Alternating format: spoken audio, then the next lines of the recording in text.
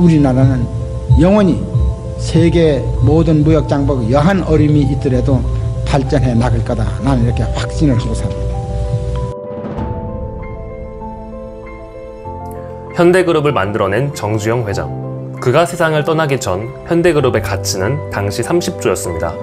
지금까지 제가 다루었던 그 어떠한 세계적인 부자들보다 훨씬 뛰어난 기업인입니다. 6.25 전쟁 폐허 속에서 무에서 유를 창조해낸 대한민국의 기업인입니다. 저는 모든 기업인들 중에 정주영 회장을 손꼽아 좋아합니다. 특히 그의 대범함은 정말 인상적입니다. 안 되면 되게 하라는 기업가 정신의 전형입니다. 가장 대표적이었던 것은 우리가 잘 알고 있는 조선소 단판이었습니다. 그의 육성으로 한번 들어보시죠.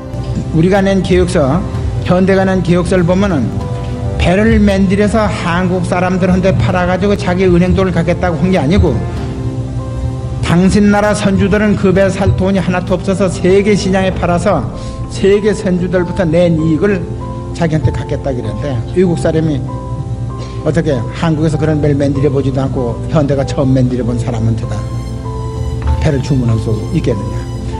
배를 한국에다 주문을 할 수 한 번도 안 만들어 본 현대에다 주문할 사람이 있다는 증명을 가져놔라. 증명을 가져오면은 차관에 승인해 주겠대요. 아주 어렵게 됐죠. 입장을 바꿔서는 그 사람이 되게 똑똑한 사람이죠. 맞아. 앞뒤가 사리가 꼭 맞는 얘기를 합니다. 오나시스 차남 레바노스한테 얘기를 했습니다. 사실 참 지금 생각해도 한심한 얘기죠. 우리가 뭐 조선소가 있으면서 배를 팔겠다는 게 아니고, 그 5만 분지 지도, 그 다음에는 그 조선소 지켰던 백사장 사진, 그걸 들고 가서 당신이 배를 사주면은, 아주 얘기가 국어기죠. 배를 사주면은 사줬다는 증명을 가지고 영국 정부의 승인을 받아서 영국 정부에서 차관을 얻어서 기계를 뭐 사드리고 그래서 여기다 조선소를 지어서 4배를 만들어줄 테니까 사라, 이런 얘기죠. 근데 어떤 사람은 우리를 보고 엉터리를 하면 우리보다 더 형편없는데 그래도 그 사람이 턱 걸려들었습니다. 그래서 26만 돈짜리 탱카 2척을 그 사람이 3,700만 불씩 약 7천만 불에 계약을 해서, 그때 우리도 다 현금으로 다 계약금을 한 13억 탁 받아가지고 외환에다 탁 송금을 하고 계약서하고 그걸 들고서 영국 정부 들이대서 영국 정부 옴짝 못하고 차관 승인해줬죠. 정주영 회장은 조선소를 설립하고 싶었습니다. 대한민국은 중화공업을 육성하기 위해서 포항제철에 막대한 투자를 하고 있을 시기였습니다. 국가적 차원으로 조선소에 필요한 철을 생산하고 있었던 것이죠. 정주영 회장은 이와 같은 국내 상황과 이제 큰 돈을 벌어보고 싶은 욕심이 생기게 됩니다. 하지만 돈도 기술도 아무것도 없었죠. 그래서 그는 차관과 기술 협력을 받기 위해 전 세계를 돌아다니게 됩니다.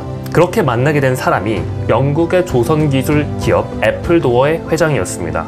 기술 협력을 같이 하게 된 애플도어사의 회장과 순조롭게 기술 협약을 맺었어요. 하지만 문제는 차관이었습니다. 정주영 회장은 이렇게 얘기했습니다. 버클레이 은행을 설득할 수 있을까요? 애플도어사의 회장은 쉽지 않을 것이라고 대답했습니다. 바로 여기서 그 유명한 500원 거북선 지폐가 나오게 됩니다. 우리는 1500년도부터 이러한 배를 만들었습니다. 영국은 1800년도부터지만 우리가 쇄국 정책을 해서 그렇지 그 기술은 우리가 그대로 갖고 있습니다. 라는 담대한 제안을 하게 됩니다.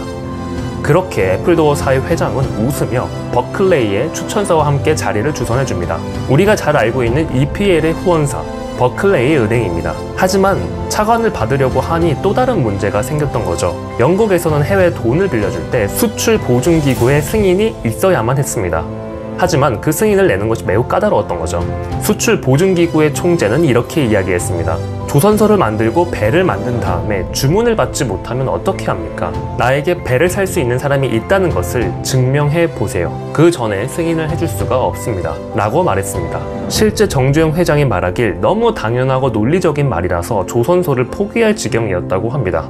그가 들고 있었던 거는 조선소를 만들 공간인 토라한 백사장 사진 하나뿐이었습니다.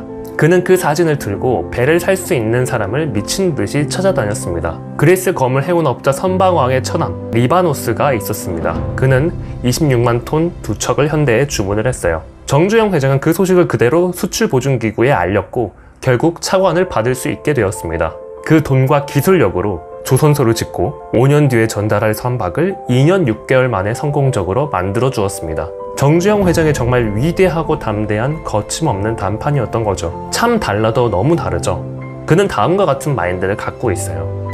우리가 생활해 나가는데 모든 분야에 있어서 다 어려운 게 있지 쉬운 것만 있는 것은 아닙니다. 그 어려운 것은 우리가 다 극복할 수 있다. 나는 이렇게 생각합니다. 우리가 기업을 할 적에 많은 사람들이 그 수많은 기업을 어떻게 어려운 걸 해나가느냐 이렇게 생각하는데, 나는 기업에는 어려움이 없다 이렇게 생각합니다. 우리 생활에도 어려움이 없다, 나는 이렇게 생각을 하고 사는 사람입니다. 만약에 인간의 생활에 어려움이 있다면 그는 전쟁밖에 없다 이렇게 생각합니다.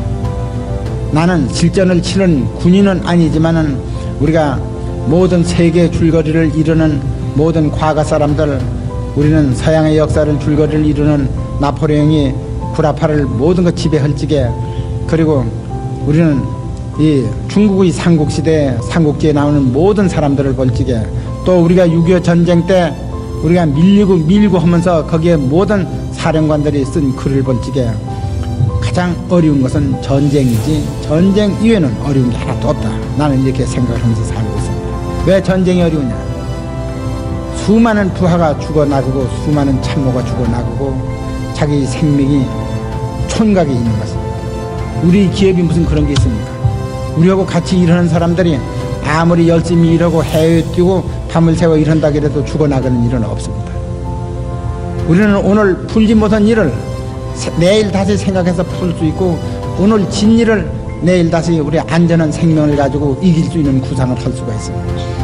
그 때문에 나는 우리의 생활에 있어서는 전쟁만 없으면 어려운 일은 없고, 우리나라 장래도 우리는 공산군이 쳐들어오는 전쟁만 없으면 우리나라는 영원히 세계 모든 무역 장벽 여한 어려움이 있더라도 발전해 나갈 거다. 나는 이렇게 확신을 하고 삽니다. 자, 정주영 회장과 여러분들의 차이가 무엇인지 아시나요? 기업인은 목표 지향적인 사람들입니다. 안 되는 것을 되게 하는 특전사 마인드의 사람들입니다. 완벽하지 않더라도 어떻게든 해내려고 하는 마인드, 그 과정 속에서 얻어지는 능력과 인사이트는 평범한 사람들과 비교할 수 없게 뛰어나게 되는 겁니다. 이 영상을 보시고 아, 저런 사람이 있구나 라고 그냥 지나가는 사람과, 나도 저러한 담대함을 가져서 내가 정말 원하는 것을 무엇이든 이루고 싶다 라고 생각하는 사람의 차이가 반드시 만들어지게 될 거예요. 그리고 시간이 지나서 그 둘은 어떻게 달라져 있을지 우리는 충분히 예상할 수 있습니다. 패배자 마인드는 떨쳐내시고 위대한 마인드를 장착하시기 바랍니다. 대한민국에서도 이렇게 위대한 기업을 만든 사람이 있었으니까 우리도 충분히 가능합니다. 우리나라에서 최고의 기업하면 어디일까요? 보통 두 회사를 꼽습니다. 삼성과 현대죠. 현대그룹의 창시자 정주영 회장은 이봐 해봤어? 라며 불가능을 가능하게 한 인물이죠. 하지만 그에게도 어려움은 있었습니다. 산전수전 공중전을 모두 겪은 사람이 자신에게 베스트 역경이라고 꼽은 것은 어떤 사건일까요? 위대한 기업인에게도 혀를 내두르게 한 사건이에요. 저 또한 이 스토리를 보면서 소름의 소름을 느끼게 되었어요. 정주영 회장이 극복한 베스트 역경 스토리에서 여러분들이 직접 적용할 수 있는 가치를 뽑아보도록 하겠습니다. 자, 때는 1954년 6.25 전쟁이 끝난 지 1년 정도 지났습니다. 한반도가 3년 동안 전쟁 상태였기 때문에 부서진 건물, 다리가 많았죠. 전쟁 복구 공사가 한창이었습니다. 당시 정부는 복구 공사를 해줄 수 있는 기업들을 찾고 있었어요. 그래서 정부 발주 공사를 열었고 최대 규모인 고령교 복구 공사가 있었습니다. 대구와 거창을 잇는 대형 프로젝트였습니다. 정말 수많은 기업들이 입찰에 도전했고 현대건설이 그 수주에 성공하게 됩니다. 그에게 주어진 기간은 단 2년이었죠. 정주영 회장은 국가의 큰 수주를 따내서 만족했으나 그 공사는 순탄치 않았습니다. 여러분, 그 당시의 현대건설은 지금의 현대건설이 아닙니다. 이제 막 건설사를 시작한 아주 조그마한 회사였죠. 장비와 기술력도 부족한 상태였습니다. 6.25 전쟁으로 다리가 거의 다 파괴되었고 구조물들도 물에 그대로 잠겨있는 상태였어요. 공사를 할 수 있는 상태도 쉽지 않았다고 합니다. 전쟁으로 다리가 거의 다 파괴되었고 구조물들도 물에 그대로 잠겨있는 상태여서 공사 작업 자체가 어려웠다고 해요. 차라리 복구 작업이 아니라 새로 만드는 게 더 빨랐다고 합니다. 근데 더 문제는 낙동강의 수심이 겨울에는 너무 얕고 여름에는 홍수로 범람하면서 끊임없이 공사를 어렵게 했다고 해요. 여러분 1950년대를 생각해 보세요. 모든 게 낙후됐던 시절입니다. 장비도 인력도 부족한 상태에서 진행할 수밖에 없었던 거죠. 그 당시에 현대건설은 현대라는 이름과 다르게 원시적인 공사 방식을 진행하였다고 해요. 현대건설이 수주를 따내고 시작한 지 1년이 지났는데도 단 한 개의 교각도 박아놓지 못했다고 합니다. 공사를 시작한 지 1년이나 지났는데 아무런 시작도 못했던 거예요. 이제 남은 기간은 1년, 기한 내에 완성을 하는 것부터가 문제였습니다. 야, 이 정도면 포기할 법하죠. 공사를 마무리하겠다는 기간이 반이 지났는데 제대로 시작도 못했다니요. 기업인으로서 패닉에 빠지기 딱 좋습니다. 근데 이게 다가 아니에요. 아까 제가 말씀드렸죠? 이때는 전쟁 직후였습니다. 1954년에는 모든 게 불안정한 시기였어요. 경제 상황은 요동치고 정부의 통화 정책으로 인해서 물가는 급격하게 치솟게 됩니다. 그가 착공 당시에 700환이었던 기름 단가는 1년 만에 2,300환으로 3배 이상 올랐다고 해요. 여러분들이 사업하는데 1억의 비용이 드는 줄 알았는데 그 1억의 비용이 3억으로 바뀌었다고 생각해보세요. 환장을 누르시죠. 다른 원자재도 마찬가지로 굉장히 단가가 높게 치솟았습니다. 당연히 인건비도 덩달아 올라가게 되겠죠. 그때 당시 물가는 120배가 상승했다고 해요. 인플레이션이 어마어마했던 거죠. 정주영 회장의 현대건설은 최악의 상황을 맞게 됩니다. 고령교 공사 때문에 오히려 기업에 큰 위기가 찾아오게 된 거죠. 이전에 벌었던 모든 돈을 공사에 쏟아부어도 해결이 되지 않은 수준이었다고 해요. 이 과정에서 현대건설의 모든 돈이 없어졌다고 합니다. 주변 환경은 요동치고 공사의 난이도가 극상으로 올라가고 있던 거죠. 근데 이것도 모자라서 근로자들은 파업을 했습니다. 근로자들도 답답했던 거죠. 열심히 일을 하고 있는데 임금을 받지 못하니까요. 공사는 제대로 안 되고 파업까지 진행이 되고 있어서 공사는 더더욱 지연되고 있었습니다. 와, 여기까지만 들어도 머리 아프지 않나요?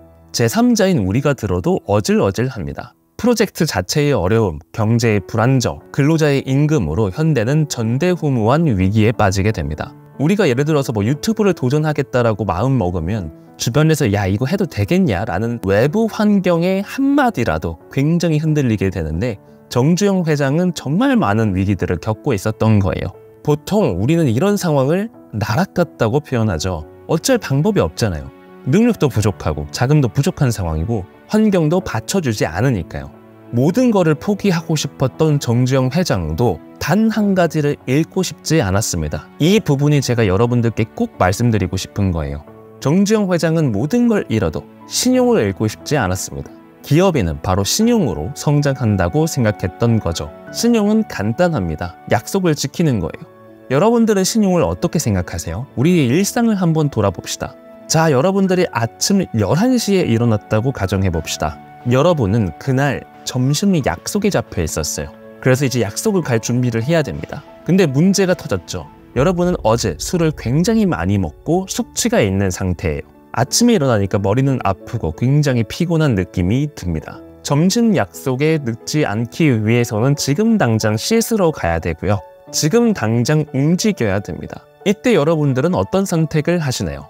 꽤 많은 분들은 친구에게 이런 이야기를 하죠. 미안, 나 오늘 못 갈 것 같아. 다음에 보면 안 될까? 그래도 의리를 지키기 위해서 만나려고 하는 분들도 그 상황에서는 약속을 늦는 것도 당연하게 생각합니다. 심지어 제 주변에 어떤 사람은 1시간을 늦어도 늦은 거에 미안해하지 않는 사람도 있어요. 인간관계에서도 우리는 신용을 굉장히 쉽게 잃어버리게 됩니다. 사업을 하더라도 마찬가지예요. 저도 2년 동안 사업을 진행했지만 이런 신용을 잃어버리는 사람들을 너무 많이 봤습니다. 자신의 이름을 걸고 사업하는 사람들이 자신이 했었던 말을 지키지 않고 저를 철저하게 이용하는 사람들이 많았어요. 저는 그들에 대한 신용은 바닥이 되었습니다. 저는 그 사람에 대해서 좋은 이야기가 이제 나가지 않겠죠. 신용이 떨어지게 되면 더 좋은 기회가 나에게 다가올 수 있는 걸 모두 포기하게 됩니다. 그리고 그 사람을 멀리하고 싶어 하죠. 정주영 회장은 기업을 하는 데 있어서 신용을 굉장히 중요시 여겼습니다. 자신이 약속한 거는 끝까지 지켜냈던 거죠. 정말 완고한 고집일 수도 있는데 실제 기업의 성장에는 큰 도움이 되었습니다. 그럼 다시 돌아와서 정주영 회장 이야기로 들어가 봅시다. 정주영 회장은 고령교 공사로 인해서 막대한 적자 상황에 처해 있는 상태예요. 그는 이 위기를 극복하고자 가까운 가족들을 불러 모았습니다. 그는 가족들의 집을 모두 팔아서 그 돈으로 공사비에 보태기로 했어요. 집 한 칸을 제외하고는 거의 모든 것을 팔았다고 해요. 120배나 뛴 물가를 잡기 위해서 가족 친지들의 모든 집을 팔았고 그거로도 모자라서 사채를 끌어당겨 공사에 투입했습니다. 야, 이 정도면 파산을 하고 다른 일을 찾아보는 게 거의 대부분이죠. 하지만 정주영 회장은 자신의 이름 그리고 현대건설이라는 이름에 신용을 잃어버리고 싶지 않았던 겁니다. 이렇게라도 공사를 완료해야 그의 직성에 풀렸던 거예요. 정말 위대한 마인드죠. 그 결과 1955년 5월 계약 기간보다 단 2개월만 늦는 수준에서 완공할 수 있었습니다. 당시 수주를 따낸 금액은 5,478환이었는데 적자만 9,500만 환이었다고 합니다. 따낸 금액보다 적자를 훨씬 더 많이 봤어요. 공사가 끝난 뒤에는 사채업자들이 찾아와서 돈을 갚으라고 아우성이었다고 해요. 경쟁업체에서는 이렇게 이야기했다고 하죠. 정주영 회장은 초등학교밖에 나오지 못해서 인플레이션을 이해하지 못했을 겁니다. 그래 이렇게 비아냥대는 사람들도 있었지만 정주영 회장을 더 좋게 본 사람들도 있었습니다. 그 어려운 건설을 끝까지 해내는 그 모습을 좋게 본 거죠. 실질적인 수치로 보면 엄청난 손해를 봤다고 생각할 겁니다. 그렇게 보는 게 당연할 수도 있어요.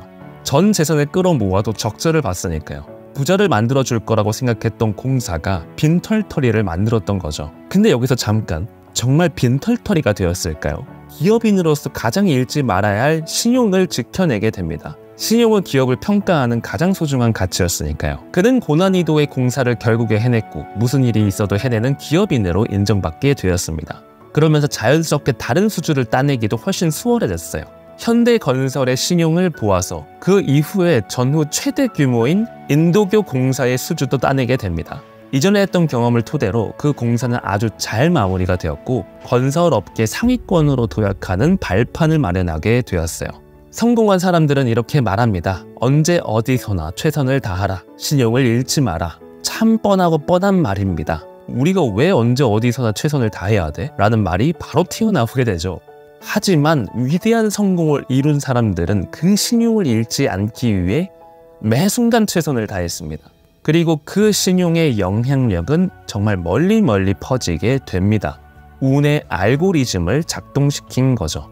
사실 이건 당연합니다. 내가 성실하게 하면 할수록 나를 알아봐주는 사람이 많아질 수밖에 없고요. 그 뜻과 일치하는 사람들이 나타나게 돼서 더 좋은 기회를 만들어내게 되죠. 요즘 시대는 훨씬 더 기회가 많아지기 시작했습니다. 우리 모두는 소셜미디어를 사용하죠. 소셜미디어는 확성기의 역할을 하고 있습니다. 제 컨텐츠가 여러분들까지 볼 수 있게 된 거는 다 소셜미디어 덕분이죠. 여기에서 타인과의 신용을 잃지 않고 그게 누구일지라도 이를 끝까지 지키고자 한다면 이걸 지키는 거를 아예 습관으로 만든 사람이라면 반드시 그에게 좋은 운이 찾아오게 됩니다. 그리고 그것이 더 큰 성장을 불러일으키게 됩니다. 지금 당장의 얄팍한 편의를 위해서 자신의 신용을 버리지 마세요. 그 순간 세상은 당신에게 등을 돌리게 될 것이면서 앞으로 다가갈 기회는 매우 제한적이게 될 겁니다. 성장 마인드셋에 장착한 사람에게는 여러 번의 실패가 있을지언정 결국엔 자신이 원하는 성공을 이루게 됩니다. 99번의 실패가 있어도 한 번의 성공을 만들어낼 수 있는 마인드셋이 있기 때문이죠. 작심만일 구독자분들은 좌절하고 패배감에 젖어있는 사람이 아닌 누군가가 해냈다면 나도 할 수 있다는 마인드로 성장하시기 바랍니다. 결국 여러분은 원대한 목표를 달성하게 됩니다. 그리고 지금의 인생은 완전히 바뀌게 될 거예요. 모든 성공한 사람은 말합니다. 높은 목표를 설정하라. 자기계발 채널에서 유명한 그랜트 카도는 10배의 법칙을 주장했습니다. 50조 부자 덴페냐도 자신이 후회하는 3가지 중에 하나가 바로 목표를 높게 잡지 않았다는 겁니다. 우리나라에서도 원대한 목표를 잡으라는 인물이 있었습니다. 그 인물은 삼성의 이건희 회장이죠. 지금의 우리가 알고 있는 삼성은 그의 원대한 목표 덕분에 만들어진 회사이기도 합니다. 그에게는 어떤 비밀이 있었길래 삼성그룹을 초인류 기업으로 만들 수 있었을까요? 제가 그 원리를 하나하나 뜯어보고 여러분들이 적용하실 수 있게 가이드 드리겠습니다. 삼성은 정말 우리에게 친숙한 회사입니다. 우리 주변을 둘러보면 지은은 꼭 한 명씩 삼성을 다니죠. 그래서 우리한테는 조금 평범해 보일 수가 있어요. 하지만 삼성은 절대 평범한 기업이 아닙니다.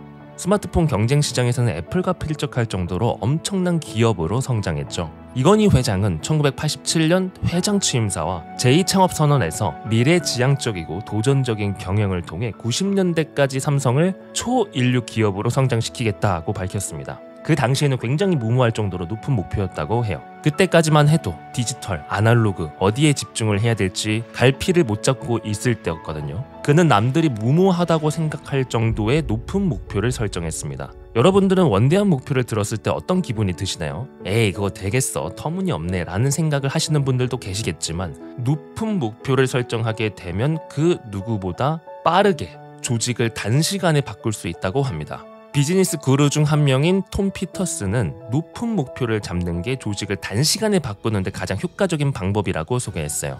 오만할 정도의 높은 목표는 단시간에 성과를 안겨준다. 목표를 한 달 만에 이룰 수 있다는 자신감과 신념이 있다면 목표를 한 달 만에 못 이룰 이유가 없다. 이렇게 이야기를 했죠. 이건희 회장은 이 원리를 그대로 따랐고 많은 사람들이 보는 앞에서 삼성을 초인류 기업으로 만들 것이라 선언했습니다. 원대한 목표를 세우게 되면 우리가 정말 여러 가지 행동을 할 수 있는데 그 중에서 단 한 가지로 해야 할 행동이 압축되게 됩니다. 마케팅을 하더라도 기획을 하더라도 경영을 하더라도 초인류가 되는 거 아니면 전혀 신경 쓰지 않은 상태가 되게 되겠죠. 평범한 우리가 목표를 설정하고 나아가는 원리와 실제 기업에서 목표를 설정하고 나아가는 그 원리는 동일합니다. 우리 또한 목표를 설정하지 않은 채 살아가게 되면 내가 무엇을 하며 살아가야 될지에 대해 명확한 기준이 안 서게 됩니다. 하지만 목표라는 지점이 명확하게 생기는 순간부터 내가 해야 할 것과 하지 말아야 될 것들이 명확하게 구분되기 시작해요. 그가 삼성을 초인류 기업으로 만들 수 있었던 건 정말 뚜렷한 목표가 있었기 때문입니다. 그리고 이 다음이 핵심인데요. 그는 정말 모든 거를 바꾸라고 지시했습니다. 이건희 회장 하면 1993년 프랑크푸르트 회의가 가장 유명하죠. 삼성의 핵심 경영진 200명을 긴급 호출해서 연설을 진행했던 겁니다. 그리고 그는 다음과 같이 말했어요. 국제화 시대에 변하지 않으면 2류나 2.5류가 될 것입니다. 지금처럼 잘해봐야 1.5류밖에 안 됩니다. 마누라와 자식 빼고 다 바꿉시다 라고 했어요. 마누라와 자식 빼고 다 바꿉시다. 이거 정말 밈처럼 되고 있죠. 우리의 인생에서 대체할 수 없는 가장 소중한 것만 남겨두고 모든 걸 바꾸라는 지시였어요. 이건희 회장은 알았던 겁니다. 우리가 무엇인가를 해보자, 바꿔보자 라고 말을 하는 거는 너무나 쉽죠. 근데 실제 행동으로 옮기는 데까지는 굉장히 어렵습니다.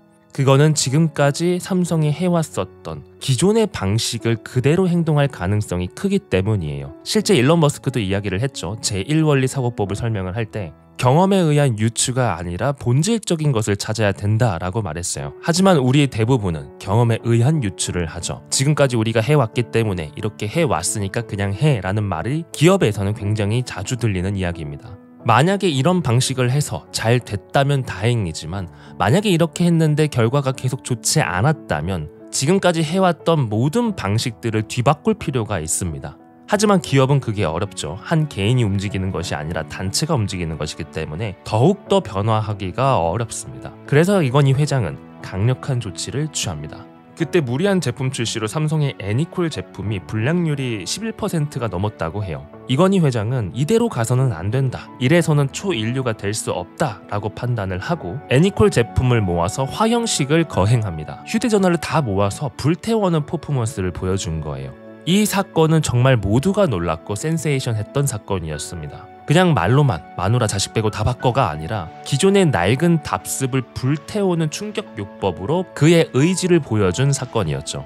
그는 여기에서만 멈추지 않았습니다. 초인류가 되기 위해서는 국내 내수 제품이 되어서는 안 됩니다. 전 세계 인구의 모든 사람에게 전달할 수 있는 능력이 필요해요. 그래서 삼성이 선택한 전략은 글로벌 역량 강화였습니다. 지역 전문가 제도를 본격적으로 시작했다고 해요. 국내에 있는 삼성 직원을 아직 아무것도 되어 있지 않은 해외로 보냈던 거예요. 삼성 직원들이 해외의 문화들을 정확하게 이해하고 그 문화에 흡수될 수 있게 지원을 했습니다. 회사는 성과가 있어야 돌아가요. 그리고 성과로 평가받기도 합니다. 글로벌 역량 강화하는 이 전략은 지금 당장에는 아무런 성과가 없었습니다. 오히려 더 마이너스가 됐겠죠. 하지만 그가 판단했을 때는 먼 미래에 삼성 제품이 글로벌적으로 역량 강화가 되었을 때 전 세계에 수출하기 위해서는 이러한 밑바탕이 되어 있어야 수출 전략에 큰 공헌을 할 거라고 보았던 겁니다. 선견지명이 있었던 거죠. 국내 산업에만 머무를 생각이 아닌 전 세계의 삼성을 퍼지게 할 야망이 있었기 때문입니다. 심지어 이 제도는 지금도 활발하게 진행되고 있는 걸로 알고 있어요. 이 기반으로 전 세계의 삼성 제품을 수출할 기반을 만들게 되고 그 덕분에 지금의 삼성전자가 있게 됩니다. 그렇게 삼성이라는 기업이 만들어지게 되었습니다. 자, 여기서 우리가 가져올 인사이트는 무엇일까요? 하나하나 뜯어보고 적용해 보도록 하겠습니다. 이건희 회장이 선택한 전략 첫 번째, 원대한 목표였죠. 우리는 지금까지 살아오면서 정말 다양한 목표를 설정했습니다. 여러분들은 정말 원대한 목표를 설정해 보신 적이 있으신가요? 누구든 한 번쯤 큰 꿈과 목표를 설정해 보게 됩니다. 우리는 어릴 적에 나 연예인 될 거야, 부자가 될 거야, 이런 추상적인 꿈부터 시작을 하죠. 점차 성인이 되면서 조금 더 구체적이고 낮아진 목표를 잡게 됩니다. 삼성전자에 취직할 거야, 월 1,000만 원 벌 거야, 이렇게 목표를 설정하게 됩니다. 아주 작은 목표들의 합으로 이루어져 있습니다. 마치 이런 거예요. 한 계단씩 계단을 올라가야 되는데 한 번에 10계단을 뛰어넘는 느낌인 거죠. 원대한 목표는 그런 개념입니다. 그러니까 당연히 어렵겠죠. 높은 목표는 극소수만 성공하게 되고 아마 대부분은 실패하게 됩니다. 왜 극소수만 성공하고 대부분은 실패하게 될까요? 능력이 안 좋아서? 금수저가 아니라서? 제가 그 이유를 설명드릴게요. 과연 우리는 어떤 사람의 유형에 속하는지 한번 살펴보시기 바랍니다. 자, 우리 동네 헬스장이 생겼어요. 그 헬스장은 이제 막 오픈을 했습니다. 오픈을 하면 당연히 이벤트를 하겠죠. 굉장히 저렴한 가격으로 헬스를 할 수 있는 시설이 생겼던 거예요. 이 헬스장을 보면서 생각합니다. 아, 나 작년에 열심히 운동하기로 했는데 왜 지금까지 안 하고 있지? 올해도 글렀구나 라는 생각을 하게 됩니다. 그래도 열심히 살아봐야지 라는 생각을 하게 되면서 내년을 위해서라도 지금부터 운동해 보려고 다짐합니다. 그렇게 헬스장을 등록하고 내일부터 운동하기로 마음먹었습니다. 자, 이 사람은 운동할 가능성이 높을까요? 낮을까요? 저는 이 사람은 10중 8구 목표에 실패한다고 봅니다. 왜 그럴까요? 우리가 어떤 변화를 만들기 위해서는 한 가지만 바꾸어서는 안 됩니다. 저는 한 가지의 새로운 습관을 만들기 위해서 내가 원하는 것들을 하기 위해서는 최소한 5개 이상의 변화가 필요하다고 봐요. 이 사람이 여기서 한 건 피트니스 센터 등록을 한 것뿐입니다. 그리고 다짐 정도 했던 거죠. 근데 우리가 지금까지 이 다짐을 안 해서 성공을 못했나요? 분명 이 사람은 어떤 이유에서건 지금까지 실패할 가능성이 높은 방식대로 생각, 행동, 태도, 습관을 만들어 왔던 사람입니다. 지금 우리가 살아가는 방식은 과거의 경험을 통해서 만들어진 결과이기 때문이죠. 모든 과거의 경험은 프로그래밍이 되어 있습니다. 인간은 무의식이 90% 이상을 차지한다고 하잖아요. 내가 지금까지 만들어온 지금 이 사람에게 내장되어 있는 프로그램은 여러분들이 피트니스를 하지 못하게 만드는 상태로 그대로 있는 상태입니다. 지금까지 헬스를 꾸준히 하지 못하게 만드는 프로그램이었기 때문에 안 됐던 거예요. 잘 생각해 봅시다. 우리가 보통 헬스에 대한 생각이 어떤가요? 운동하면 뭐 뿌듯하긴 하지만 대부분 하기 전에 고통스럽고 하기 싫다는 생각이 듭니다. 운동에 대한 관점 자체가 부정적으로 잡혀 있어요. 피곤하고 힘들고 땀나고 찝찝하고 하고 나면 개운은 하지만 실제 몸은 축 처지고 면역력도 떨어지는 것 같고 실제 운동을 통해서 감기에 걸리기도 하잖아요. 이러한 부정적인 생각을 그대로 갖고 있는 상태입니다. 그뿐만 아니죠. 운동뿐만 아니라 움직이는 그 자체를 귀찮아하기도 합니다. 학생이라면 하교를 한 다음, 직장인이라면 퇴근을 하고 난 다음에는 정말 격하게 쉬고 싶잖아요. 정말 아무것도 하지 않고 격하게 쉬고 싶다라는 밈이 있을 정도로 우리는 무엇인가를 새로운 걸 하고 싶지 않아 해요. 이러한 관점이 그대로 있는 상태에서 헬스라는 새로운 습관이 들어갈 수가 없죠. 헬스장을 가기 직전에 친구에게 연락이 옵니다. 오늘 안 좋은 일이 있는데 같이 술 한잔 할래? 나 또한 오늘 업무를 하는 데 있어서 굉장히 피곤하고 힘들었습니다. 직장 상사에게 스트레스도 받았어요. 운동을 통해서 푸는 것보다 원래 내가 해오던 방식인 술을 먹으면서 그 스트레스를 풀고 싶어 합니다. 인간은 당연히 기존에 해왔던 스트레스 해소 방법으로 지금 현재의 문제를 해결하려고 하죠. 이게 바로 무의식입니다. 그게 다시 말하자면 나에게 내장되어 있는 프로그램인 거죠. 이런 것들이 하나도 바뀌지 않은 상태에서 헬스장을 등록했다고 해서 작심 3일 하던 사람이 작심 만일 할 수 없습니다. 이 모든 것을 하나하나 근본적으로 개선하지 않은 채 새로운 행동, 습관, 마인드를 심으려고 노력을 하더라도 바뀌지가 않는 거예요. 한두 가지를 바꿔야 되는 게 아니에요. 현재의 내 생활 패턴과 사고 구조를 그대로 유지한 상태에서는 새로운 가치가 들어가기 너무 어렵습니다. 그래서 모두 바꿔야 됩니다. 마누라와 자식을 빼놓고 다 바꿔야 돼요. 내가 생각하는 가장 소중한 가치만 남겨두고 나머지는 모든 것을 바꿀 수 있는 자세부터 가지셔야 됩니다. 여러분들이 성장하고 싶고 성공하고 싶다면 성장의 가치와 조금이라도 엇나가는 자신의 행동 태도를 완전히 무너뜨려야 돼요. 이전의 내가 없어지고 새로운 내가 탄생해야 새로운 가치들이 프로그램으로 들어오기 때문입니다. 지금 여러분들의 인생은 어떤가요? 지금까지 작심만일의 컨텐츠를 들으시면서 뻔한 이야기라고 치부하지 않으셨나요? 다른 여타의 좋은 자기개발 채널들의 컨텐츠들도 그냥 듣고 흘리시지 않나요? 분명 여러분은 여러분들만의 방식으로 살아왔습니다. 그 살아온 방식 그 자체가 지금 현재 여러분들이 있는 결과입니다. 지금 여러분들의 삶이 만족스러우신가요? 만약에 조금이라도 만족스럽지 않은 부분들이 있다면 나의 마인드를 한번 바꿀 때가 된 겁니다. 모든 게 새로워져야 돼요. 지금의 나를 완전히 바꾸기 위해서도 많은 것들이 필요한데 원대한 목표를 성취하기 위해서는 처음부터 끝까지 다 바꿀 필요가 있었던 겁니다. 여러분들이 진심으로 변화하고 성장하고 싶다면 성장의 가치를 전달드리는 작심만일 컨텐츠를 그냥 넘기시지 마세요. 지금까지 올라온 작심만일 컨텐츠 그리고 앞으로 올라올 컨텐츠는 여러분들의 성장을 도와주는 아주 본질적인 내용만 담았습니다. 그러니 반드시 앞으로 올라올 작심만일 영상은 귀로 듣고 끝나는 것이 아니라 글로 요약도 한번 해보시기 바랍니다. 그리고 내가 지금 어떤 생각과 행동 태도를 하고 있나 이 모든 것을 한번 기록들 다 해보세요. 기록이라는 것도 거창하면 그냥 끄적여 보시기 바랍니다. 여러분들 메타인지라는 개념 아시죠? 메타인지는 내가 지금 인지하는 걸 넘어서 바라보는 관점을 의미합니다. 쉽게 생각해서 제3자가 나를 바라본다 생각하면 돼요. 이 메타인지적 관점을 높이기에 가장 좋은 게 바로 기록입니다. 기록이라는 거는 글로써 표현하는 것도 하나의 기록이고 영상으로 나를 촬영하는 것도 기록입니다. 어떤 방식이든 좋아요. 여러분들 가끔씩 동영상을 찍어보면 내 목소리나 표정이나 이런 것들이 굉장히 어색한 거 아시나요? 저도 작심만일 채널을 운영했을 때 제 목소리가 정말 어색하더라고요. 지금까지 나는 나의 관점으로만 바라봤기 때문에 제3자의 관점으로서는 본 적이 없기 때문입니다. 우리를 객관적으로 바라보고 개선점을 찾기 위해서는 반드시 기록을 하시기 바랍니다. 내가 오늘 몇 시에 일어나고 어떤 생각을 하고 내가 기분이 좋다면 어떤 것 때문에 기분이 좋았는지, 내 평소의 생활 습관은 무엇인지, 하루 일과가 어떻게 흘러가는지 이 모든 것을 기록을 한번 해보시기 바랍니다. 그러면 내가 무엇을 해야 하는지 정확하게 나오게 돼요. 그냥 듣기 좋은 말만 듣고 끝나는 것이 아니라 반드시 오늘 행동으로 증명해 주시기 바랍니다. 이건희 회장의 마누라 자식 빼고 다 바꿔 라는 말은 본질적으로 우리의 인생에도 통용이 됩니다.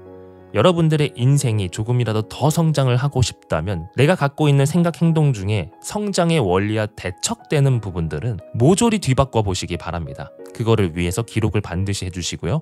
그걸 기록한 걸 기반으로 내가 어떻게 성장하겠다라는 다짐을 댓글로 꼭 한번 남겨주시기 바랍니다. 저는 여러분들의 성장을 진심으로 기원합니다. 여러분들이 댓글 남겨주시면 제가 꼭 응원해드리도록 하겠습니다.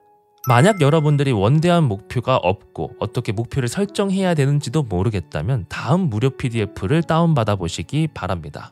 작심만일 버전으로 목표 설정의 본질적 원리를 담아서 무료로 공개했습니다. 가슴 설레는 목표 한 문장이 만들어지게 됩니다.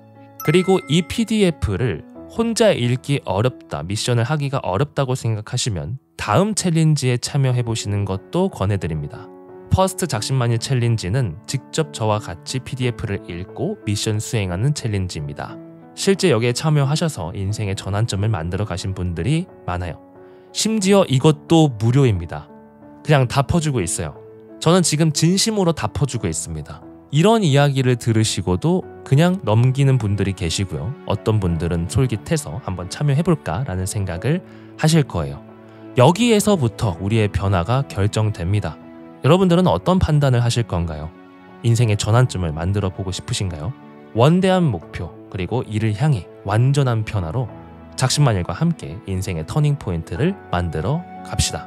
저는 여러분들의 성장을 진심으로 응원합니다. 여러분들의 성공 마인드 동반자 작심만일입니다.